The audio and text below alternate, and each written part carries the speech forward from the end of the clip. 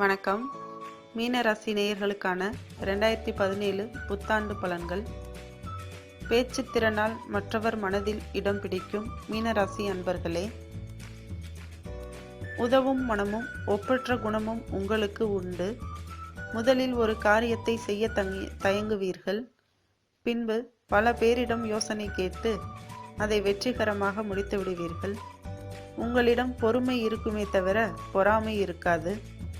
இக்கட்டான காரியங்களை கூட எளிதில் சமாளிப்பீர்கள். உங்கள் ராசிநாதன் குரு பகவான் ஆவார். அவருக்கு பகை கிரகமாக விளங்குபவர் களத்திரகாரகன் சுக்கிரன். எதிரெதிர் துருவங்களாக இரண்டும் அமைந்ததால் வாழ்க்கை துணையை தேர்ந்தெடுக்கும் பொழுது முக்கிய பொருத்தங்கள் இருக்கிறதா என்று பார்த்து செய்து கொண்டால் வாழ்க்கை இனிக்கும். புத்தாண்டின் தொடக்கத்தில் கிரக நிலைகள் சாதகமாக இருந்தாலும் குரு பயிற்சிக்கு பின்னால் கூடுதல் கவனம் செலுத்த வேண்டிய காலமாகும். பிறக்கும் புத்தாண்டு சூரியனுக்குரிய ஆண்டாக இருப்பதால் உங்கள் சுய ஜாதகத்தில் சூரியனுக்குரிய பாதசார பலமறிந்து காரியங்களை செய்தால் வெற்றி கிடைக்கும். புத்தாண்டின் தொடக்கம். புத்தாண்டு தொடங்கும் பொழுது குருவின் பரிபூரண பார்வை உங்கள் ராசியில் பதிகிறது.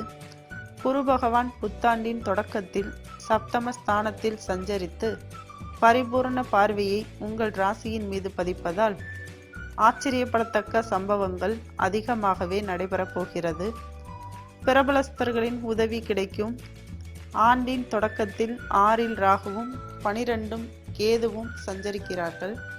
கேதுவுடன் செவ்வாய் சுக்கிரன் சேர்க்கை பெற்றிருக்கிறார்கள். 9 சஞ்சரிக்கும் சனியோடு புதன் கூடியிருக்கிறார். 10 சூரியனும் 11 சந்திரனும் அமர ஆண்டு தொடங்குகிறது. புத்தாண்டில் செவ்வாய் சனி பரிவர்த்தனையும் குரு சந்திர யோகமும் இருக்கிறது. உங்கள் ராசிநாதன் யோகாதிபதியாக உலா வருவதால் தேக நலன் சீராகும், செல்வ வளம் பெருகும். இந்த ஆண்டு ராகு கேது குரு சனி ஆகிய கிரகங்கள் பேச்சியாக போகின்றன. அஷ்டமத்தில் குரு அடியெடுத்து வைக்கப் போகிறார். இது அவ்வளவு நல்லதல்ல. குரு பயிற்சிக்கு பிறகு விழிப்புணர்ச்சி கூடுதலாக இருந்தால்தான் வெற்றி வாய்ப்புகளை வரைவழைத்து கொள்ள இயலும். ராகு 5ஆம் இடத்திற்கும் கேது லாபஸ்தானத்திற்கும் செல்ல போகிறார்.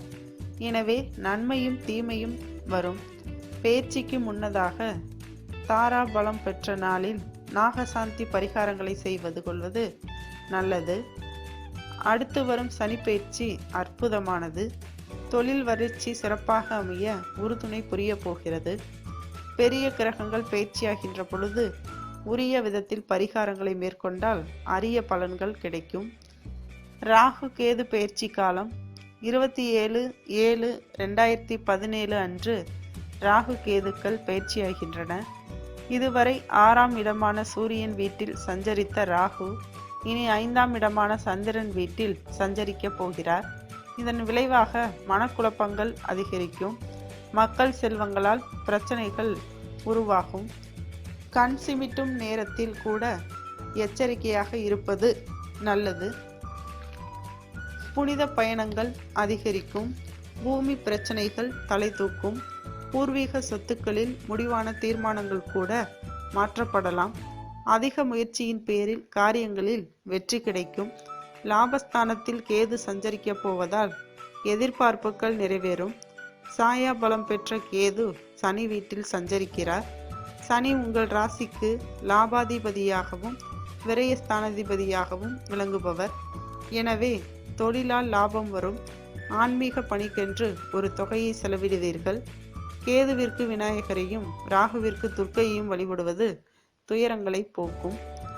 அஷ்டமத்து குருவின் ஆதிக்க காலம் 2/9/2017 உங்கள் ராசிக்கு அஷ்டமத்தில் குரு அடியெடுத்து வைக்கிறார். 8இல் குரு வரும் பொழுது எச்சரிக்கை தேவை. விரயங்கள் அதிகரிக்கும். வீடு மாற்றங்களும் நாடு மாற்றங்களும் எதிர்பாராமல் வந்து சேரும். கொடுத்த இடத்தில் வைத்த பணம் மறுநிமிடமே செலவாகிவிடும். குடும்ப பிரச்சனைகளை சமாளிக்க தைரியமும் தன்னம்பிக்கையும் தேவை.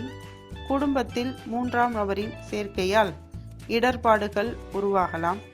குருவின் பார்வை 2, 4, 12 ஆகிய இடங்களில் பதிவாகின்றது. அந்த இடங்கள் எல்லாம் புனிதமடைகின்றன. வரவு செலவு திருப்திகரமாக இருக்கும். வாய்ப்புகள் வந்தாலும் அதிக முயற்சி எடுத்து உபயோகப்படுத்தி கொள்ளும் சூழ்நிலை உருவாகும். மலை போல் வந்த துயர் பனி போல் விலக மலைமேல் இருக்கும் குமரனையும் குருவையும் வழிபாடு செய்ய வேண்டும். 8ல் சஞ்சரிக்கும் குரு திட்டமிட்ட காரியத்தை திறம்பட செய்ய வைக்குமா என்பது சந்தேகம்தான். பெட்டியில் எவ்வளவு பணம் வைத்தாலும் குடும்ப தேவைகள் அதிகரித்து கொண்டே இருக்கும். எந்த ஒரு வேலையையும் எடுத்தோம் முடித்தோம் என்று செய்து முடிக்க இயலாது. ஆரோக்கிய தொல்லைகள் அடிக்கடி வருகிறதே என்று அங்கலாய்த்து கொள்வீர்கள். உத்தியோகத்தில் வேலைப்பளு அதிகரிக்கின்றதே என்று வேறு உத்தியோகத்திற்கு செல்ல முயற்சிப்பீர்கள். ஆனால் எங்கு சென்றாலும் இதே கதைதான் நடக்கும். இது போன்ற காலங்களில் உங்கள் சுய ஜாதகங்களையும் புரட்டி பார்த்து கொள்வது நல்லது. தசாபுத்தி பலம் பெற்றிருந்தால் கவலைப்பட தேவையில்லை.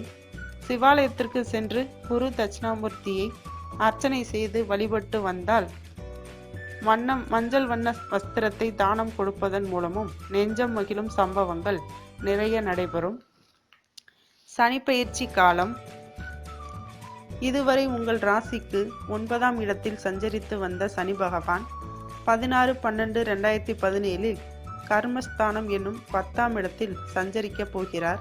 எனவே பெற்றோரின் உடல் நலத்தில் அக்கறை தேவை. தொழில் ஸ்தானம் பலப்படுவதால் தொழில் வளர்ச்சி கூடும். பெயர்ச்சிக்கு ஒரு சில மாதங்களுக்கு முன்னதாகவே நல்ல பலன்கள் உண்டாகும். வன்னி மரத்தடி சனீஸ்வரனை வழிபட்டால் வளம் பெறலாம். மந்தன் எனப்படும் சனி பகவான் உங்கள் ராசிக்கு லாபஸ்தானத்திற்கும் விரயஸ்தானத்திற்கும் அதிபதியாக விளங்குகிறார். எனவே லாபமும் விரயமும் சரிசமமாக இருக்கும். அதே நேரத்தில் பிறருடைய பெயரில் தொழில் நடத்தினால் அவர்களுக்குரிய பலாபலன்கள் உங்களுக்கு வந்து சேரும். அவர்களுக்கு யோக திசை நடந்தால் தொழிலில் லாபம் குவியும். தோஷமுள்ள கிரகங்களின் திசை நடந்தால் விரயங்கள் கூடும். எனவே குடும்பத்தில் உள்ளவர்களில் தொழிலுக்கு அதிர்ஷ்டம் தரும் ஜாதகம் யாருக்கு இருக்கிறது என்பதை ஆராய்ந்து அவர்களின் பேரில் தொழிலை மாற்றம் செய்வதோ அல்லது ஏற்ற நடத்துவதோ நல்லது.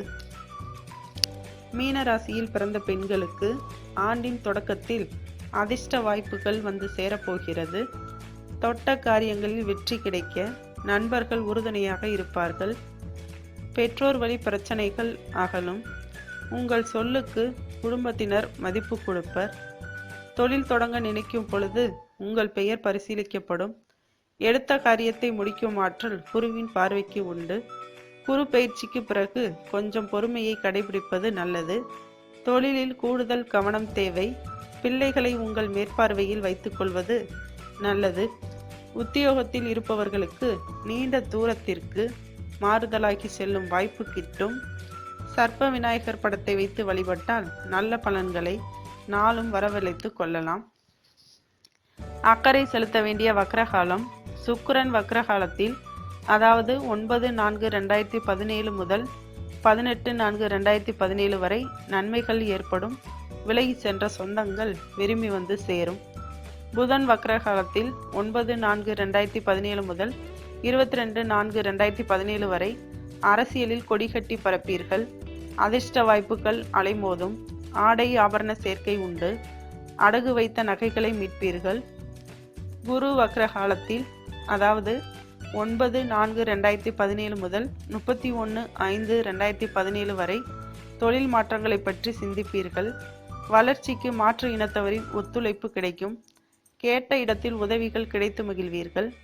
அரசு வழியில் எதிர்பார்த்த சலுகைகள் வந்து சேரும். சனி வக்ரகாலத்தில் 9/4/2017 முதல் 6/8/2017 வரை புதிய நண்பர்களின் தொடர்பால் பொருளாதாரத்தை பெருக்கிக் கொள்வீர்கள். வெளிநாட்டு பயணம் எண்ணியபடியே வந்து சேரும். நீங்கள் எண்ணியதை உங்கள் நண்பர்கள் எளிதில் முடித்து கொடுப்பர். வீடு வாங்கும் முயற்சியில் அனுகூலம் கிடைக்கும். பெற்றோர்களின் பிறந்த நாளை கொண்டாடி மகிழ்வீர்கள். சகோதரர்களுடன்